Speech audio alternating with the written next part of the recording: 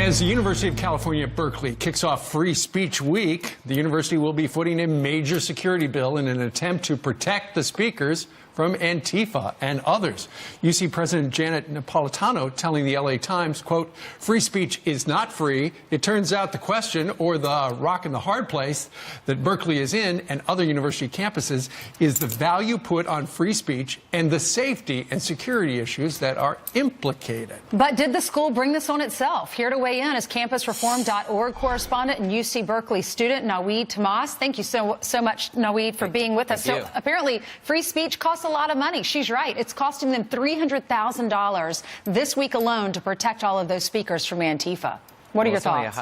Well, it's only a high tax on one of our most basic freedoms, but the university and the UC system has to remember this would have never happened if UC Berkeley took a stand against the leftist criminals that rampaged our city, but instead they chose to stand down and only emboldened the left by their inaction.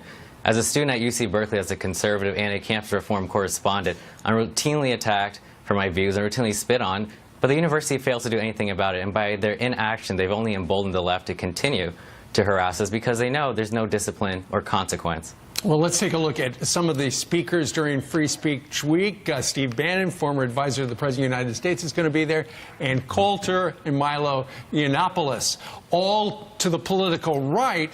Just out of curiosity, when they have people who are there who represent the political left, do they need such a gigantic police presence? Of course not. Have you ever heard any conservative group in any college burn down a city because there's a liberal speaker? When Bernie Sanders spoke at UC Berkeley, you didn't see conservative students loot and burn the city down because Bernie Sanders had the opportunity to share his viewpoints. It's only for conservatives. And again, there's sympathizers within the administration refuse to do anything about these leftist criminals that have wreaked havoc in our city. But aren't they there preaching tolerance, but yet they don't have tolerance for the Ann Coulters or the Milo Yiannopoulos?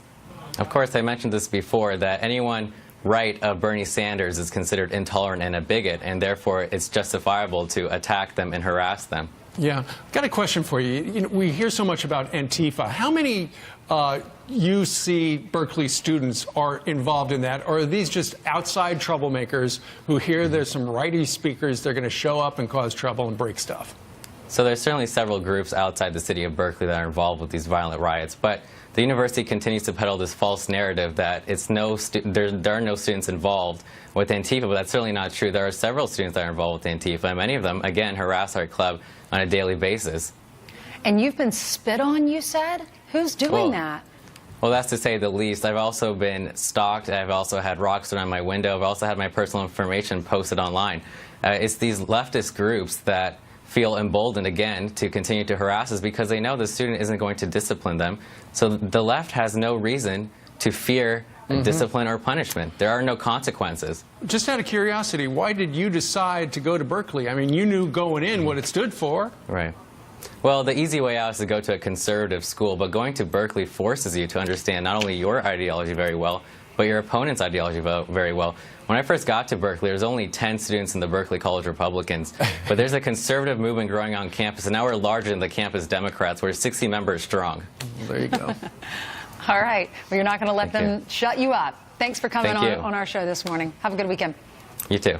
All right. So what do you think about that? Let us know. Email us, friends@foxnews.com. Meanwhile,